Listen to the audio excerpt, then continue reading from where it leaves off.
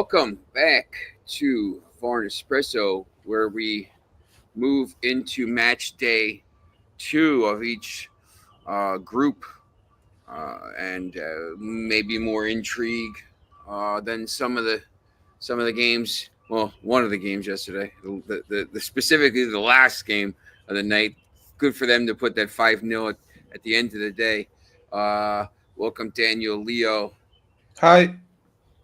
Uh, Before that, though, a lot of interesting stuff, including a long weather delay. The weather in Cincinnati was really, really bad. Nasty thunderstorms. You're going to get that in some of these matches here, where you get a delay, and the delay actually uh, added to the intrigue of that match. But good morning, and what was your takeaways from yesterday? Daniel, I will let you start if you want. Ah, merci beaucoup. Okay, yes, well, I mean, to be fair, two of the games went exactly as we predicted, more or less. They were pleasantly surprised how competitive Pachuca and Red Bull Salzburg match was, because as you look at the attendance of only 5,200, the stadium itself was only 26,000, so a small stadium, and yet an attendance of what, 20%. It felt empty, and it was a small stadium, so it's a shame. But it was a good game, actually. It was well competed. It was well balanced. But yeah, the Real Madrid Al Hilal one was really fun, really good, and also a lot more competitive than we anticipated. Yeah, so really good day of football. Really, really fun, interesting watch. Although I will say I have developed a real hatred of the one player introduction at a time. Yeah. I think it's so stupid. Especially, again, if you could probably get away with it if it's Real Madrid, right? But if you're sort of in an empty stadium of only 5,000 people introducing Red Bull Salzburg players that no one's heard of in that stadium, it's just so awkward. Then you have to do it 11 times for each team. It works for five-a-side tournaments, the YouTube and the social media platform shows of like the sport. That's exciting, that's fun. But for full-size games, it looks ridiculous. And Yeah, maybe I save agree. that till the end. Maybe save that to the final or something like this for a big Yeah. match or something. Yeah. What do you think, Leo? Oh, the first thing I want to say is to apologize to Wydad fans because yesterday we predicted the game to end like 3 or 4-0, and it was quite competitive game also. Uh, and it was kind of a surprise because against Manchester City, we didn't expect them to play that good, and it was really nice to see a new opposition. We saw that South American teams were at level with European clubs, but now there are another teams that can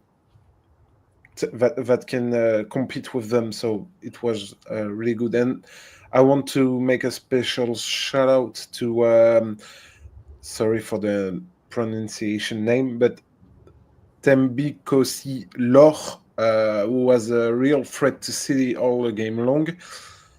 I really liked him. And yeah, it was a good game. We can also talk about City's Cherki, who has been kind of neutral yesterday. But I think that I read and I heard that some people were disappointed by his performance. But I think that if it's the case, it's because they have big expectations concerning him. So in a way, it's a good thing for him. And however, they shouldn't be too hard on him because you have to think that he's only 21, has just left from his boyhood club. So he will need to adapt himself to a new club, one of the biggest on the planet. individual demands, physical demands. So let's giving time. Yeah, I mean, also I think we saw that with like Real Madrid. Lots of debuts, lots of new players and new managers. Yeah, It's going to take time for it to all gel properly. yeah. And you, Sean, what did you think about I the got a game? chance to watch basically the two middle matches in full, and after the long break, I just kept kind of waiting for that break. I thought that was a really good, entertaining contest, which I thought it was going to be. And I remember specifically talking about how everyone was talking about Salzburg maybe shouldn't be here, and the commentators after they scored the goal to go ahead 2-1, we're talking about that this team shouldn't even be here. Everyone's doubting them and all this. Mm. But and there's the long delay. And after a lot of people left. There was, like Daniel said, there wasn't a lot of people there to begin with, but there was a pocket of about 20 or 25 supporters from Salzburg down behind the goal, and they scored, and they were all in the rain celebrating. I thought that was pretty cool. Just to see them win that, and they're in charge of the group right now because the first of the middle games, the 3 p.m. kickoff here. Look, Real Madrid. You saw Xavi, and he said, he took a page out of Ruben Amorim's playbook. There's going to be some pain. It's going to take time. I don't know how well that goes over at Real Madrid because they're not they're not used to rebuilds there. They don't like rebuilds. They like to compete right away, and I'm sure they will.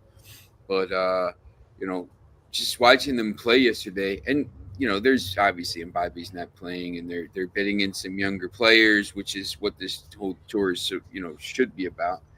So.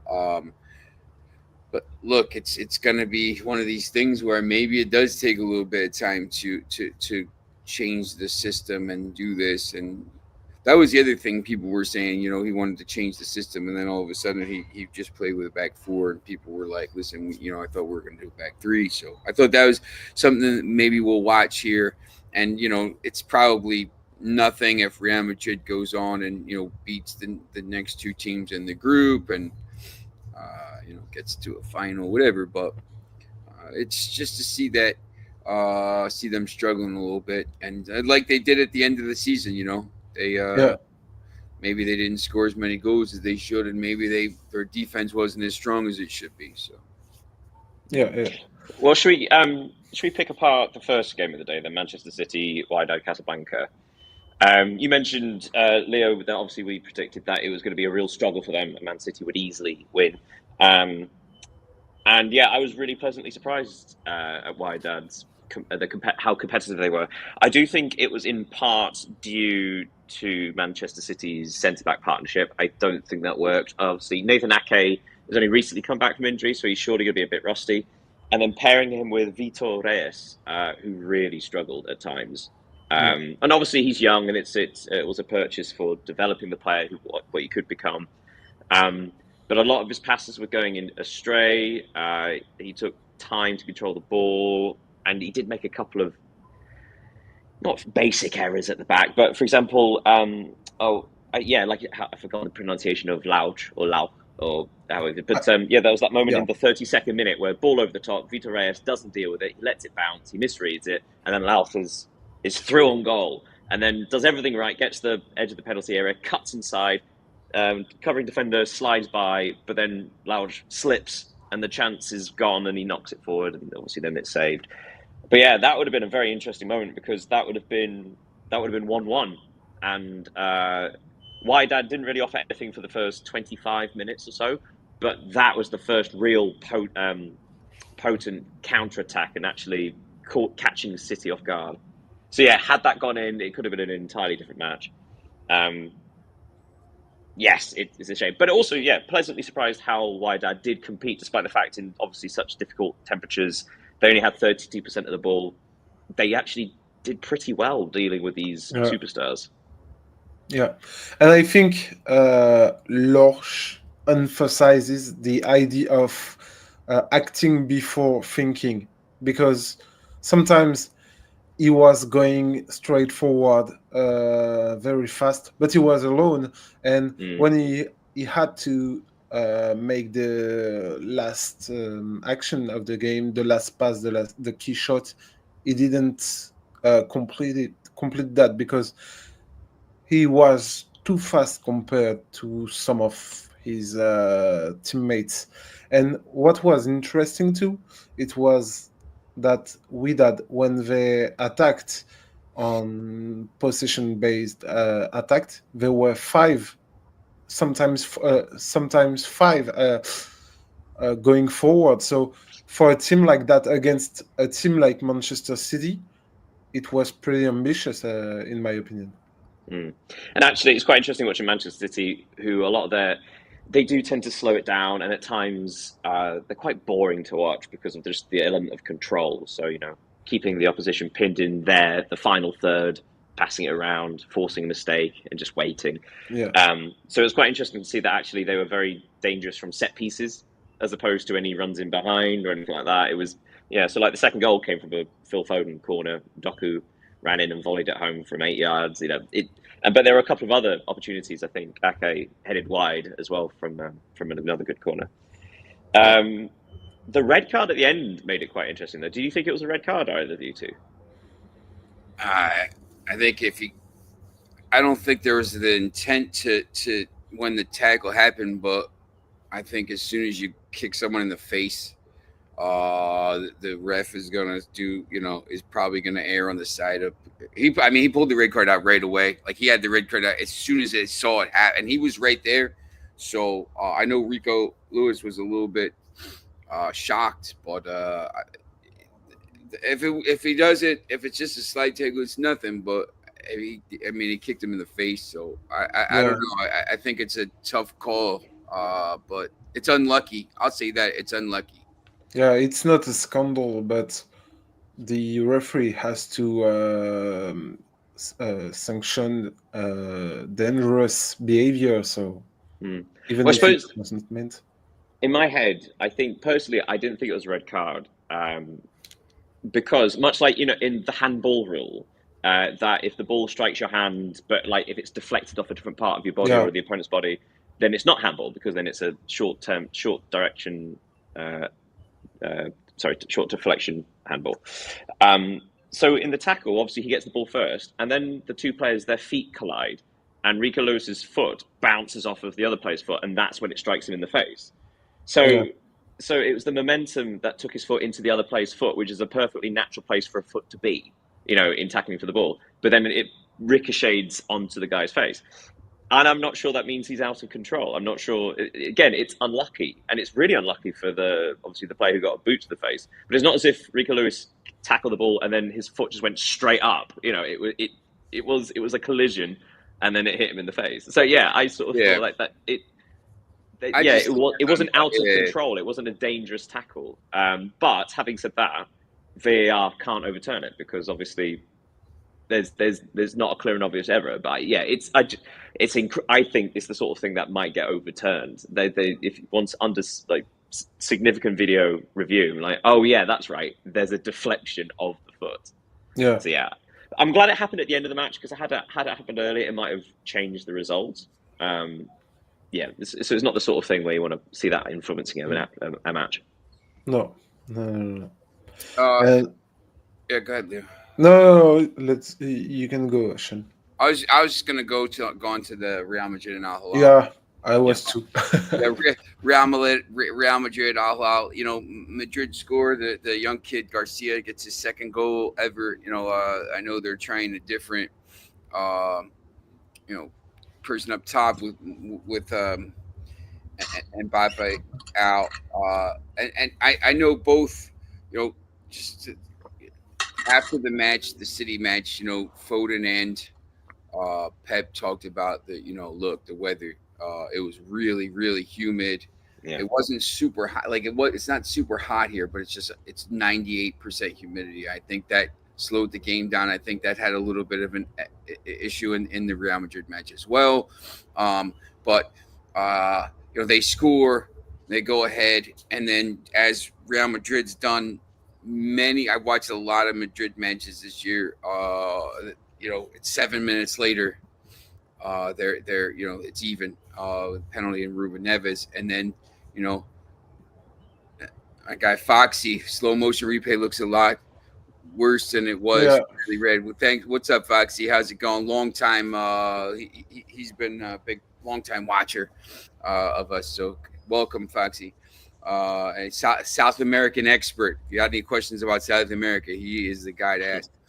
But Madrid in the second half, you just like I don't know. It's just you've watched them. If you've watched them last year, it's just a continuation. Like they just don't look as dangerous as they have in the past, and I don't know how they fixed it. But sorry. No, you can go. I think it was a good opposition because Al Hilal, in my opinion, is the closest team to European clubs in this competition, with a lot of, as we said yesterday, a lot of experienced player who used to play in Europe. So now even the coach is one of the best referenced manager in the world. So it was really a good opposition, and we saw that Real Madrid were about to, I will not say lose, but they were dominated during a long time during the game. Even if they could have won because of the penalties on the last minutes saved by Bonu, who is a real expert in the exercise. So, yeah, and as you said, Sean, previously, Xabi Alonso has a lot of work to do, and I think some players also weren't at the level required at a club like Real Madrid. I'm not a big fan of what's his name, Raúl Asensio. Sorry. I don't think he's a defender who can play at the highest level at Real Madrid, but he's still young. So he's young, but he's also sorry to jump in, but he's also a Real Madrid graduate, right? So yeah, it's important to them to show that they can had academy graduate to the team. But yeah. I think he's on difficulties as he was for the season. Alexander Arnold had a difficult start to his Madrid's adventure. Not like Hysén, that I found interesting, notably on his passing capacity. So, yeah, they're good points, but the thing is that Xabi Alonso has a lot of work. Yeah, and actually, so this goes back to what we were highlighting yesterday about you say Raul Asensio and Dean Huijsen, right? We said yesterday it's new signing, it's a new centre-back partnership, and if we're being kind, Raul Asensio is the fourth choice centre-back in the squad, maybe even fifth after Tchouaméni, who drops back. I saw that when they conceded the penalty, right? So Raul Asensio not quite dealing with it, allowing Marcos Leonardo to sort of niggle away, be annoying, and pulling him back. It's not. It didn't look great, and he sort of didn't cover himself in glory. But I mean, again, looking at chances, you're absolutely right about not dominating. Real Madrid, 52% possession to 48%. So Al Hilal were their equals. It's not as if they, one was sitting back and counterattacking. Like, no, they had a complete share of possession. Yeah. Real Madrid definitely had the better chances. Bono made a couple of really good saves. That was an incredible save from Gonzalez. The first minute after the restart, Vinicius Junior crosses from the left. There's a gorgeous volley from Güler from about 10 yards out, which thumps off the crossbar. Really unlucky. But then Al Hilal don't clear, comes back to Vinicius Jr., clips it to the back post, and Gonzalez has to just head it into the back of the net. And Bono, to be fair, it was the header was straight at him more or less, but he managed to sort of claw it up and away. It was really good reaction save. And obviously Bono saving a penalty in the last minute, which seemed that was never a penalty. I'm sorry, but like it was so soft. It'd be one thing if who got hit in the face. I've actually forgotten. Fran Garcia from left back. Yeah. So him sort of charging forwards, and had he been ahead of the defender and got clipped in the face, it would still be soft, but I don't understand it. But the defender was completely in control of it and was shielding it. Yeah, never a penalty for me. So glad Bono saved it, actually. Yeah, I guess we're talking about this game a little bit different if Valverde finishes the penalty, but still, I think it wasn't a great, Real Madrid performance. Salzburg 2-1, Pachuca. Look, I mean, once again, we have to talk about the huge weather delay. I mean, it was there's the goal right before the half. Second half started, huge weather delay, nasty thunderstorms. Once again, you're going to get this in America because of the weather.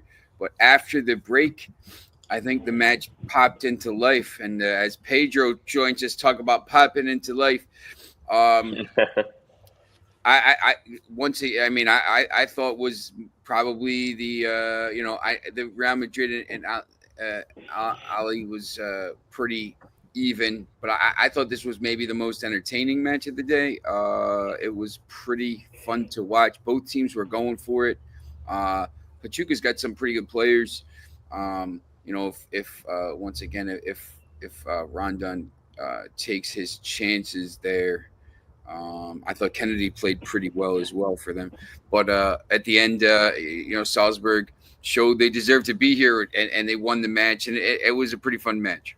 Yeah, it was really good fun. I think you could probably argue Pachuca should have deserved to get something out of the game. Again, possession was almost 50% even. Pachuca 17 shots to Salzburg's 10. That opening 20-30 minutes, it was really, I think, Leo, you said before we actually came on air, the two very distinct styles, both of them worked as well, which was really entertaining. It wasn't just one team suffocating the other or dominating the other. Both tactics were working against the other as such. So had Pachuca taken one of their early opportunities, there was a good header from Rondon at one point, then maybe this is a different story. But obviously, the goal just before half-time, again, we highlighted yesterday the key players, Oscar Glock. He's such a technically gifted player, and that shot from 20-odd yards was beautiful. I think maybe the goal of the tournament so far. Or certainly one of them. It's really interesting. I'll leave the point here. It's really interesting you mentioned about the weather delay and getting used to it because in the States, this doesn't really happen in football matches because football is meant to be played in all weather, more or less. And it's very, very rare you get delays for weather. So the fact that we've already had two significant delays in this tournament as almost like a warning for next year, for everyone just to be aware, especially broadcasters, because obviously if there's a rain delay, you have to fill that with empty space. Summer thunderstorms. It's so quite hot. An interesting taster. It's so hot right now, and just because it's warm not to get into the Weather Channel here, but it just the thunderstorms just pop up out of nowhere, and the one that popped up yesterday was really bad. They won't cancel it for rain, or they won't postpone it for rain because obviously they played the rest of the match in rain. But the thunderstorms that come through, I posted a picture of it on Twitter last night. The line that was going through Cincinnati, it was nasty. So tornadoes, it wasn't tornadoes, but a possibility to create tornadoes and stuff like this. Pedro, how you doing, buddy? I'm doing well. Nice to see you guys. Hello, bom dia.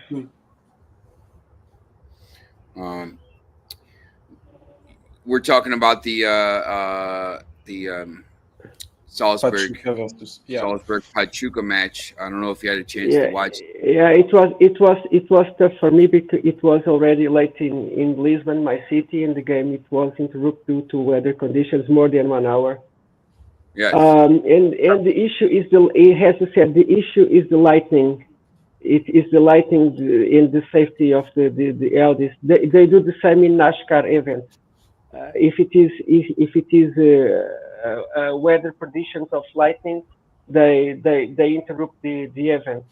But it was an interesting match to follow because two different stories. Because when the game um, restarted, it was the Pachuca goal with the free kick, and the game became more interesting. I think in that free kick, I'm not an expert, but I think the goalkeeper didn't cover their post Yeah, well. Yeah. completely agree. It's my opinion, but the game became more interesting, and Salzburg got the victory in the end. I don't know if you noticed because I like to stay in the B side, different story. I have here two scarves, okay? This scarf of my city. This is the scarf of Benfica with the eagle, the red, and this is the red scarf of Sporting with the lion, okay? Who are the champions? And I like to live in the context that everybody is welcome and both fans can watch together the games and bring positive energy to the city. For example, in Italy it's opposite. For example, in Italy or even in Spain, when when when on the other great contenders lose, they go to celebrate to the street. I don't know if you have been, for example, in Madrid. Okay, if Real Madrid lose an important competition, the fans of the Athletic Madrid go to celebrate for their place. And the same in Italy is the same in Milan. Okay, it's exactly the same thing. I'm in the B side. I support. I'm a sporting fan personally. My son is from Benfica, but I support my two clubs from my city, the major clubs. There's more clubs, the clubs who are in the UEFA Champions League, supporting in Benfica. So if you want to come here to my city, Lisbon, to watch a game, uh, mostly international game from my club, just tell me before to find the tickets to join to you. Okay, Appreciate it. go. Go ahead, Leo. Just to bounce back on something Daniel and Pedro have noticed about the goals. I think there were three quality goals in these games. In this game, sorry. Yeah. Two personal feats and one more collective. And by the way, I found Nene Dongeles or just Nene very impressive. He was at the start of the third goal with his lightning dribble, and I think it was. I found him very interesting in that game. Yeah. Oh, yeah. It's this Bidstrup, the Yeah, for the setup. Yeah, it's excellent work, isn't it? Managing to dig out that cross. The header was fantastic. I forgot yeah. the striker's name. Onisiwu. I'm afraid I've forgotten his name. Onistiwo, I think. Yeah, like Yeah, it was such a powerful header. It was yeah, it was a really brilliant finish. It's the sort of thing we were expecting from Salomon Rondon for the other yeah. team. But yeah, the fact that we had that the pacey winger in Bidstrup, just that one moment of quality of heading down, clip into the box, really quality header. Yeah, it was a really even game, but you're glad that someone won it because, as again, I think maybe from a perhaps slightly disrespectfully the narrative around Red Bull Salzburg being at this tournament, and I include myself in this because it's obviously no one expected them to be among the best clubs in the world. But while they're here, you'd hope they make themselves proud. You know, like they do themselves justice. And we were talking about Pachuca maybe upsetting them. And also potentially Al Hilal. We were saying that this is the most open group for second place. Real Madrid almost certainly going to be first, but it could be anybody for second. Well, Yeah. Salzburg have laid down the marker, right? So they've beaten Pachuca. Great, big thumbs up. If they can get a result against Al Hilal, chances are they're through to the next round. Good for them, because everybody's been pointing at them saying like that's the weak one, and yeah, perhaps we were a bit dismissive of that. Yeah. I think the fourth match, I don't know, 4-0 at halftime, 5-0 final. I don't know if you even want to talk about it, but Align, completely overwhelmed. Kolomwani had 2 goals. Because 2 goals. we actually, we ended yesterday's talking about this game, and I said that I felt like Juventus might be better than people think because their stability, they've actually had stability over the last 5-6 months since Igor Tudor took over, and some of the one-touch play in midfield was really lovely. 2 of the goals came from these quick interchanges of passes, and with Kefram Turam is Kefram Turam he's got a really lovely passing range, and and for Moani's second goal, that lovely just clip over the top.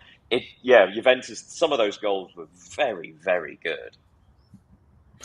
And I don't have a lot to say about this game, but I got 3 points. The first is about the efficiency of Juventus, because they got 7 shots on target and they scored 5.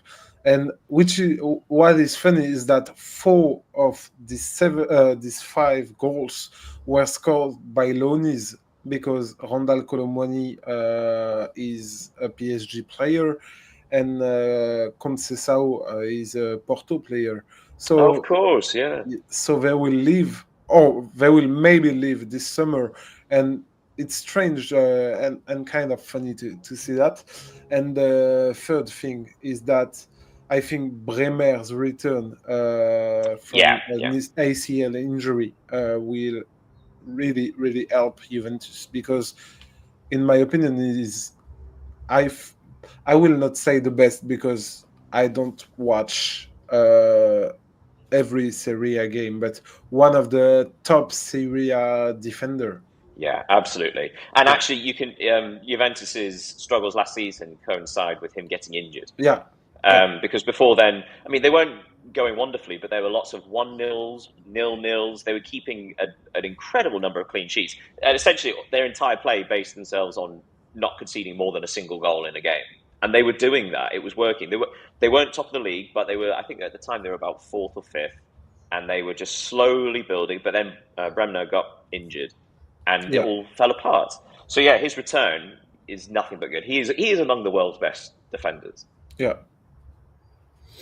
I thought maybe for the second part here, we're going to do Foxy. I haven't been in great shape these last months. Haven't recovered since Hernan Crespo left, so the result wasn't too much of a surprise. 100%. When we talk about, we'll look at the match day 2 of 3 for the group stage, groups A and B. Thought maybe we could take everybody could take a match. I figured Pedro would take Inter Miami and Porto, but everyone maybe could take a match and talk about why it's important there. Do you want to? Well, Leo, do you want to take PSG since you'd be the expert on this comparative? Yeah, I can talk about PSG. And I guess, Sean, if you take Seattle Sounders, everyone's got a Everyone's got a home team except me. You want to go with Palmer? You want to go with Palmeiras and all that? You could start with the 12 o'clock match, or the 12 o'clock Eastern. Interesting match, huge match. Well, here's the thing. I think we mentioned this a couple of days ago, but like Group A, the fact that no one has scored, no one has more than a point. So what we've got is almost like a knockout from here. Because if you lose by 3 goals in the next 2 matches, you are out. Your goal difference will be ruinous. So Palmeiras, Al Ahly. I mean, look, currently I'm actually not sure how they've done this, but currently at the top of the table, according to FIFA, is Al Ahly and then Porto, Palmeiras, and then Inter Miami. So it's not alphabetical. I think it actually might be yellow cards, weirdly. But yes, so. Obviously, we all thought Porto would win this group. They were slightly disappointing in the first game, but a lot of European nations have been have been slightly disappointing. Some have squeaked out wins. Some have been held for draws, and that's fine. Sometimes it takes you a while to build into these games, into tournaments. I think Al Ahly and Palmeiras actually have an opportunity to win the group now, which would obviously give you a favourable draw in the next round. But so if we go back to Group A, so the winners of obviously Group A would play the runners-up in Group B, which would be Botafogo, Salta Sounders, or Atletico Madrid. Probably Atletico Madrid. But that's not guaranteed because Botafogo have 3 points, so obviously they can do well. So so Porto in a vulnerable position. Is it Palmeiras and Porto in the first game? Yes, it was Palmeiras. So Palmeiras have already played Porto. They've already played statistically the strongest team in the group. So Palmeiras have this huge opportunity to win the group and progress, and then get an easier draw in the next round, which would be huge. Al Ahly, obviously, they've only played Inter Miami, so they've got their games get harder as you go along. So they started with Inter Miami, only got a point. Now they're playing Palmeiras, and they'll finish against Porto. So again, Al Ahly, this is their opportunity to get 3 points. So I'm really hoping for opportunity they both have. I think Palmeiras showed a lot of guile, a lot of intelligence in their draw with Porto, and I think they could have won it. They probably should. They think they deserve to win it, to be honest.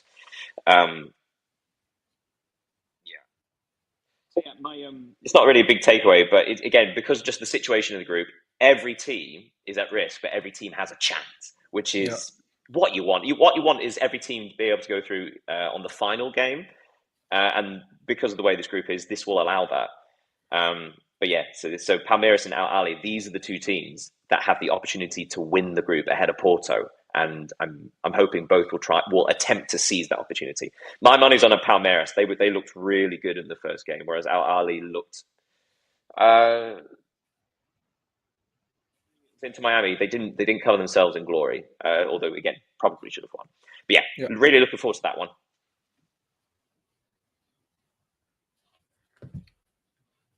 Sorry. And Foxy's interested to hear your opinion on the Porto game. And tell me, as a manager, I really like it. On paper, this team looks really good, but it's not gelling at the moment. A lot of potential in that team, though. Duke, maybe what do you think about Porto in this game here? The question is more has a better than for a game analytic. I'm trading Porto. I'm taking Miami in the handicap, and I take the goal. It's my play. I don't understand why Porto is so favorite on the book. So for me, the right play is if you can have a goal or a goal and a half, it's worth the shot.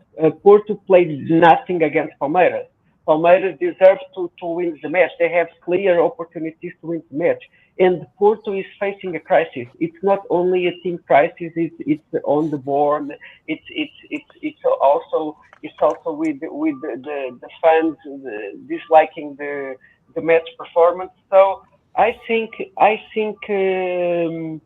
Miami have here an opportunity of a draw or don't lose the game for more than of a goal. That's my perception of the game for a better. Okay, I hope Porto plays better than in the other game. If not, they go home early. That's my opinion. Kunjapu 21. Hello, how's it going? Thanks for watching. I think I have this the Seattle and Atletico Madrid match. It's going to be in Seattle. Look, does Atletico Madrid want to be here after that drubbing the other day, 4-0, or do they want to, be done with this tournament and take a vacation before the season starts? Because if they lose today, they can put the reserves out in the next match and basically be on the beach by a week from today. If they want to be in this tournament, and because look, they're a talented team. And they finished third in La Liga, so obviously a very talented team. If they want to take this tournament seriously, and once again, who know? I'm not sure of all the teams' motivations. I don't know if all the teams want to be here. I don't know if teams are using it as more of an early preseason before they go on holiday and then have to come back, which I think some teams might be doing. I don't know if maybe they're trying to win. Obviously, I don't think teams are trying to lose, but maybe teams are taking it a little more seriously than others. Because in this match, you would think if Atletico Madrid wants to stay here and wants to win, they should come out here and play well and probably win this game, 2-3-1, something like this. I think Seattle will think they have a chance because they did play well the other night, even in a loss. So, which team is going to come out for Atletico Madrid?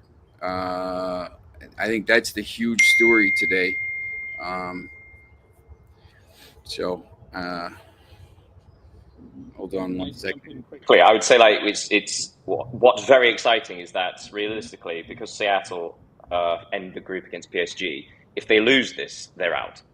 Yeah. So both teams, I think both teams, if they lose today, they're out. If they draw, it's you're kind of still, you still have a chance going into match day 3. But I don't. I think it's an interesting game for that. It's going to be.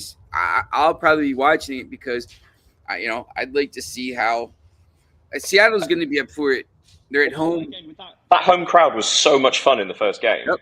Seattle's going to be up for it. The crowd's going to be amazing, and they're playing a big team. Seattle is going to be up for this match. And Seattle is they're a talented team, for an MLS team. I really would like if Atletico. This is the way I see it. If Atletico Madrid was serious here, they would come out and win 4-1. Because they have Julian Alvarez. They have the talent to do it. But this is their second game in 3 days. It's really hot here in America. Once again, are they going to play the same lineup? Are they going to rotate? How is this going to happen? So I just think for me, it's a really intriguing contest. Yeah. Yeah. What about PSG? So I think it will be an interesting game on different aspects. Firstly, it will oppose the last Champions League winner and the last Copa Libertadores winner, which are two continental champions. So on the paper, this opposition will be interesting. Moreover, the winner of this game will be automatically qualified for the round of 16 because with 6 points, it will be okay for the winner, as PSG have beaten Atletico 4-0 in the first round and Botafogo Seattle. So it will be interesting on that aspect. Moreover, if you want to go further, it will be also a duel between John Textor and Nasser Al-Khelaifi, because you probably know that John Textor is the owner of Olympique Lyonnais, and he has about 10 clubs, doesn't he? Yeah. He owns part of Palace because that was a whole story this summer. I don't know, maybe he diluted his shares or whatever, but there was a whole thing. Crystal Palace. No, that's still running on. That's still up in the air. We don't know yet if they can compete in the Europa League, and it's they found a way to let Manchester City and Red Bull do it with the same teams in the same. I think having a minority share in that should be fine. It'd be incredibly hypocritical if they stopped Crystal Palace. And they also did it for Milan and Toulouse. I think they can figure it out. But in the French league, they got a lot of problems between them. I remember that Nasser Al-Khelaifi said that John Textor cannot come to France and act like a cowboy. And the week after, there was Lyon PSG, and John Textor came into the stadium with a cowboy hat. It was it's illustrative of all that heated situation between between them, like it is for the media rights, because France has a big problem concerning TV rights, and John Textor doesn't like how Nasser Al Khelaifi acts, because he thinks he's the major decider of everything, as he's the president of PSG. So it will be a game in the game, and but in my opinion, if we are just talking about sports and on the field, there will be no match. PSG will win this game because I think they are the best team in the tournament, and from what they have shown against Atletico and what all their possible rivals have shown in their different matches, I don't think any team can beat them at the moment. Yeah, and actually, you make a really good point about that. Actually, now that we've seen every single team, Yeah, we have the context of why didn't we think PSG? Because we said it a few episodes ago. Why weren't PSG the favourites? And having seen all the teams, they probably are. yeah, It'd be interesting to see what Bayern Munich do against in their next match, because obviously against Auckland City you can't really see it.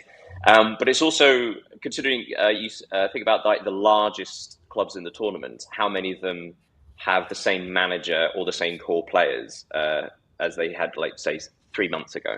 So obviously Inter changing management, Real Madrid changing management. So actually, a team like Bayern Munich or PSG having consistency of their core squad as well as their management actually might give them the advantage, because all the players know what they're doing already. Does that make sense? And yeah, even though they played in the Champions League final, they're still fresh because the league was wrapped up in January, so they were rotating throughout the league.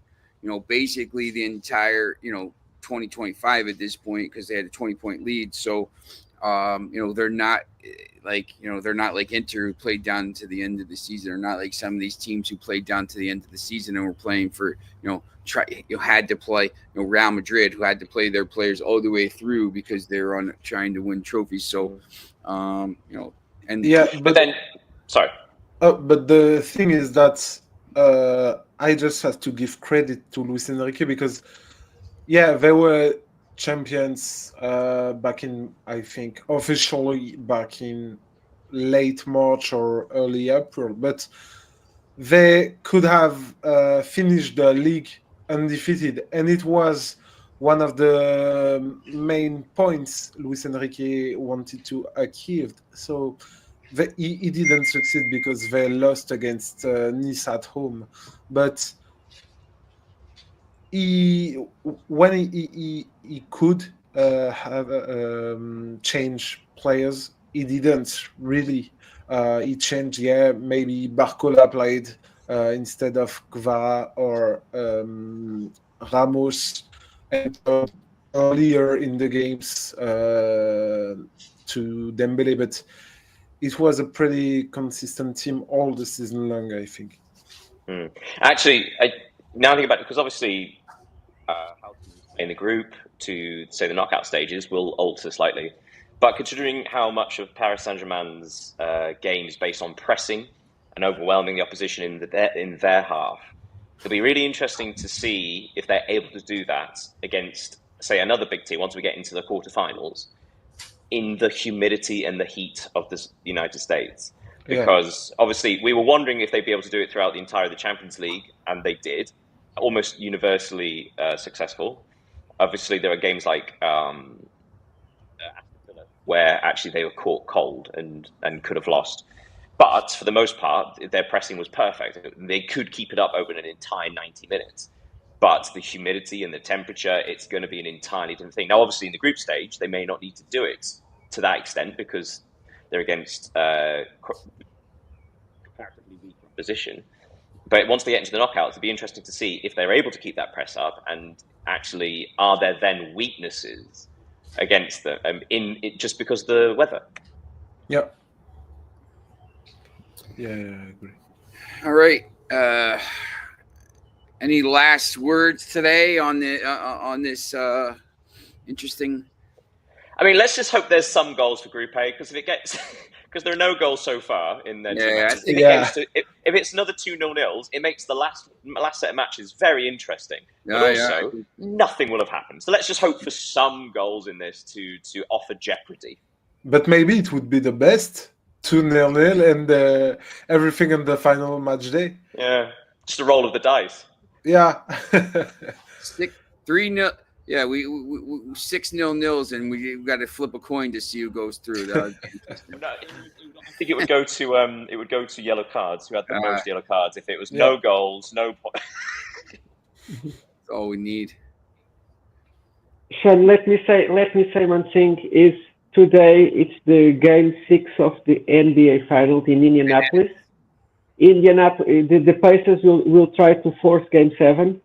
And in my opinion, will be the best game of the series. If I saw the line movement, let me check my betting samples. And Halliburton is injured, just so you know. Yeah, he's facing a calf injury. He's going to try to play, but he's trying to play. Yeah. But listen. Indianapolis, the crowd is amazing. The supporting cast, they are really good shooters as well. They have also Pascal Siakam, who is playing very well. It will be a very, very interesting match to follow. There's a lot of stuff going on. If you've this with the Club World Cup on the East, mostly on the East today, some matches on the West. The Gold Cup is going on. The NBA Finals, the NHL Finals just ended. The Stanley Cup, the College World Series for baseball. It's not. I grew up here, so I'm used to it. But these when you're from other countries, sometimes it's like over. You're like, wait, what? Like if you have like the IPTV, every channel is baseball, basketball, hockey. Like it's in the middle of June, and they're still playing on the ice. Yeah. Crazy. Yeah. There's a lot of stuff going on right now. I do have one more thing. I forgot to say it yesterday because the under-21 championship is happening in Europe, but it's also, I believe the under-19 European Championship happening at the same time. Not yesterday. I think the day before. It was Germany's under-19s against England under-19s. At halftime, it was 4-1 to Germany. 5 minutes after the break, it was 5-1 to Germany. And then 15 minutes later, it was 5-5. Oh, whoa. The most astonishing 15 minutes of you've ever seen. It was just quite strange. And then, shockingly, no goals for the rest of the match. But yeah, so keeping an eye on the under-19s, the under-21s, because actually there's a lot of sort of more chaotic, more attacking football. But yes, a 5-5, 10 goals in the opening 68 minutes, I think it was. Portugal will play Netherlands in the quarterfinal for the U21. Spain will play England. Denmark will play France. Germany will play Italy. Yeah, so maybe we could talk about champions, but they were looked quite vulnerable against Germany. Yes, maybe Friday. There's not quite the right balance there. Yes, maybe Friday. Foxy has been watching that as well. I know Foxy knows. Once again, if you have any kind of questions, L Fox on Twitter or X, whatever it's called, he will tell you because the German keeper Konstantin Heid had his shocker. He watches every single match. He's in your. I think he's in your field, Pedro. I'm not positive, but whatever. All right. Yeah. Go ahead. No. I was just saying one thing. In the under-21, Portugal never won the previous 25 editions. Portugal just won finalists in 3 occasions: 94, 2015, and 2021. So Portugal is not favorite at all to win this tournament. All right. Francis. Look, as usual. France is U21, U23, U19, U15. Yeah. There's everything. there's a pipeline of talent, and that's where everybody you see that with PSG right now. All right, so we'll be back tomorrow. Make sure you're tuning back in, and we'll go through this, and then maybe tomorrow at some point. Tomorrow's Friday, I believe, right? I don't even know what date it is anymore. We could possibly look at that U21 tournament, and once again the Premier League schedule release as it came out. As I know Foxy will be looking to see who Newcastle plays. All right. Have a great day, everyone. Have a good day. Okay, take care, guys.